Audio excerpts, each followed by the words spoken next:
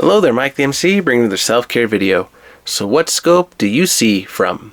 In other words, do you see the smaller or the bigger picture most of the time and forget to look at the other side of life as well? And I'm bringing this into topic because I think with many people that I help, clients even, right, everyone I work with, at my co-workers, my boss, everybody, like we all have a different view of looking at things. And I think that is so powerful, so interesting to look at when you consider how people view the different parts of life. And I think when you consider this, it really helps you become a whole person. But then I think about things that are happening in today's world as well, and the challenges that people face, and just thinking about with respect to starvation, housing, other things that are just basic necessities for people. I would argue that if we're looking at the immediate scope of things, of life, we're just trying to survive, right? The first basic need. But then beyond the first basic need, what's next? And I would argue that after the first need of survival, it would possibly be growth. The growth to really go beyond the survival into something that you're now creating for others to use. For others to use in the future. And I think there's something more to be said about that. And it just is an atonement, a reflection of the things that you've accomplished throughout that struggle of survival, that when you make it to the stage of growth, now you're ready to really share with others what you have learned from your path, what you have learned from your struggles, and how you can write formulas, books, do videos, right? Talk about your experiences of how people have overcome certain challenges. And I think that is something to be said. And I think in today's world where there's so much media, I'll go into this topic a little further, where you hear so many things about relationships and how people are saying, oh, the day of relationships is coming to an end because of how no one can really make that connection with other people. And I would argue that some people are destined maybe for the single life, or some more for a religion, or some more of the kind of life you can think about. But I think with regards to relationships, the idea of sharing your experiences with another person, I think some people have lost that ability to share and to just be openly receptive of that kind of communication with your partner. But then people will say, well, what about the whole idea of being a simp, or what about giving into your partner's needs, the demands, and just how people can really be abused by the user in this regard of a dynamic like that. And so with regard to dynamic, right, looking at which scope you see from, I would argue that if you can help yourself look beyond an abusive need. In other words, I don't have to please my partner anymore. If I give them space, and if I just allow myself to have space from the other person, that'll hopefully help me, whoever it is that this can help this talk, to allow that other person to really focus on their needs in the moment.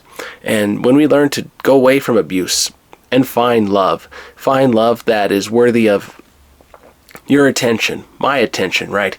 Now the scope that we see from has more hope, more meaning, because now you're looking for something that is greater than beyond your basic need of survival. And with that growth as a second stage, I think now we're in that stage of finding a happy relationship, because now we can see and look for partners who are ready to grow and build something as well. And now, going a little further, right, thinking about this idea of respect and love for other people who have gone through terrible struggles, right? I think when people look at other videos or other topics about certain things about relationships and so forth, I would argue that, right, the tattoos, the bad habits, that all comes into play. And I think one thing that can happen, you can never change a person's spots, but I would think that the person, each of us, has the opportunity to go through the hero journey. The idea of learning from our mistakes and reflecting on what can we do to become less evil to help others. And when you think about it, what is the ideal of living a healthy relationship today, or just throughout all the time, right? Was it just making less evil than what it could have been? Wasn't it making it less evil by not having more, scandalous affairs or some sort of scandalous idea of being with another person so that way you're just using resources from another person, you're just marrying them for their goods, their wealth, etc. So I think when you have a greater scope of looking at things, that can really bring up the quality of your love your relationship with the other person, and you're talking, having those wonderful conversations with other people. And I think we've all gone through that journey, that piece of, okay, now that I have gone on my own direction, secluded myself even from people, so that way I focus on what I need, my goals, right? Maybe you've gone through this as well, through looking at what you need, what you don't need anymore, your basic necessities. Now going from survival to growth, now to flourishing. I would call that a third stage, where you're just doing so well that not only are you helping others grow, but you're also making that greater impact in the greater community. And I'm sticking with this theme of relationships because I think that it really draws this point of the scope a little further, because when you have the impact through relationships, right, the next generations of children that are growing in communities, right, there is a need, especially around developed countries that are now going in the decline as far as not having many families anymore, or going through the decline of values for family. And you think, okay, where does the family step into play today? Where does the family step in as far as helping everybody out? And you wonder, oh, well, what about influences like the government or influences of books, religion, etc., etc.? Okay, so now we're going into the bigger ideologies, the bigger influences. So when you flourish, now you're in the greater pool of which ideology do you follow that you want to nourish in your community, or that you want to support a little further, right?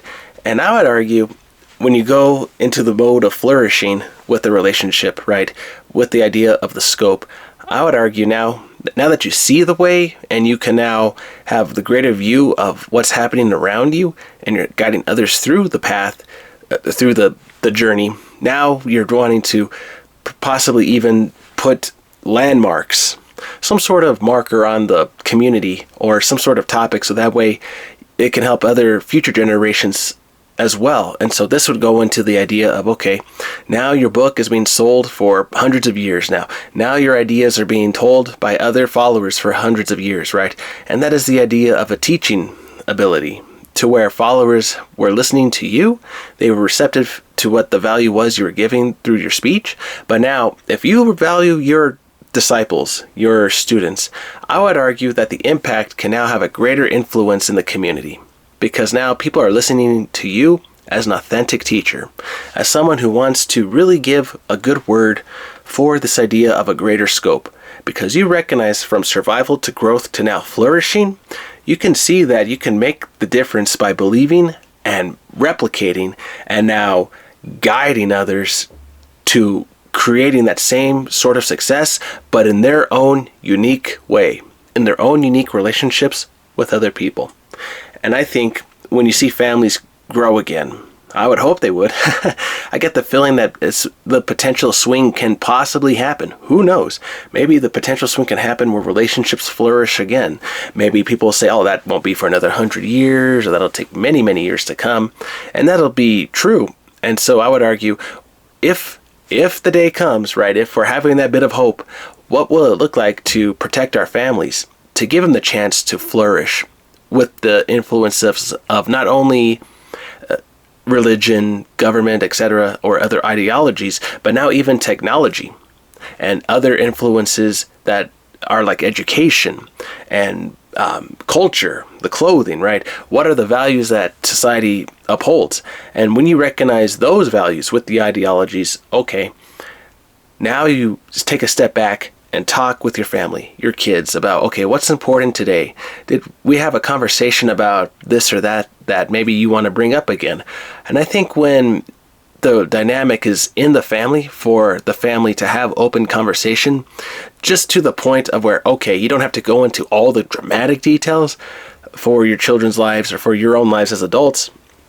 If you're just able to really authenticate the lessons of life that you've learned from survival to growth, or survival to growth to now flourishing, I think that'll be a great teacher, a great lesson for the children that you are raising in your communities across the world. And maybe even have to a fourth stage. What can that be beyond flourishing? Becoming a legend. And I think by being a legend, now you can see how civilizations have grown and flourished. And like any other civilization, right, they can collapse like any other. But for civilizations that flourished into now becoming legendary, what is it that made them legendary? Well, they had a greater impact in history, of course, but they really shaped the culture, the people, right? Because the people believed in something that flourished. It was nurtured, right? Nurtured by the families that got everything moving forward. And that idea of culture really comes into play here with respect to relationships of the family. And I think with culture now, you can really think about what the scope, this idea going back of what scope you see from.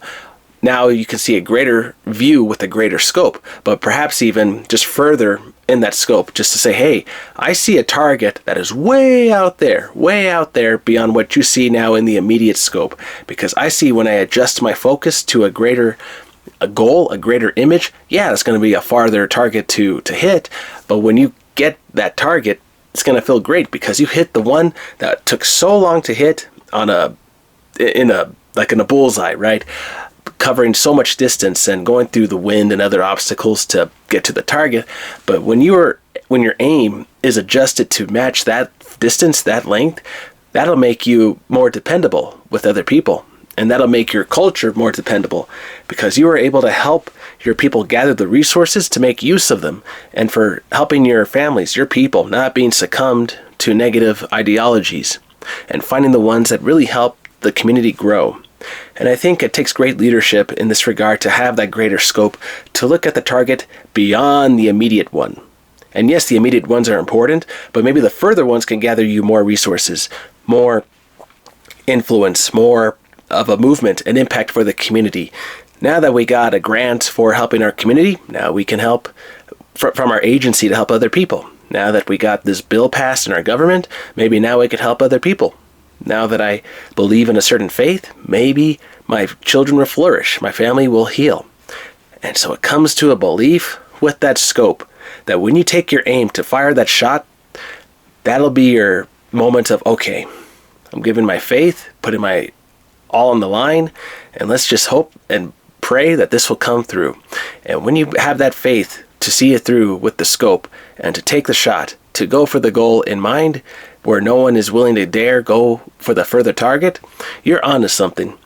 And when it hits, you're going to make a difference for the greater impact in your society, for the mass people. So keep that in mind. Don't be afraid to be great. And when you are great, you win for the bigger target, the one that, or the smallest one that was further along the way, but the greater one that had the greatest challenge to hit.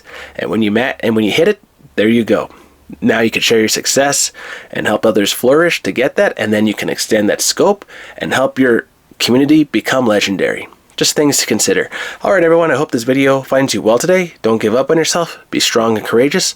Always remember that with relationships we can make a difference, but more importantly, with the scope of the targets that we see, it can nourish those relationships in our communities to flourish more so than we recognize. When we hit targets that are much greater distance than others than most people are trying to hit, and when you get to those targets and make a good shot and you bring in the goods, that's going to make a big difference for the people around you. Things to consider. Alright everyone, I hope this video finds you well today. Take care, have a good one.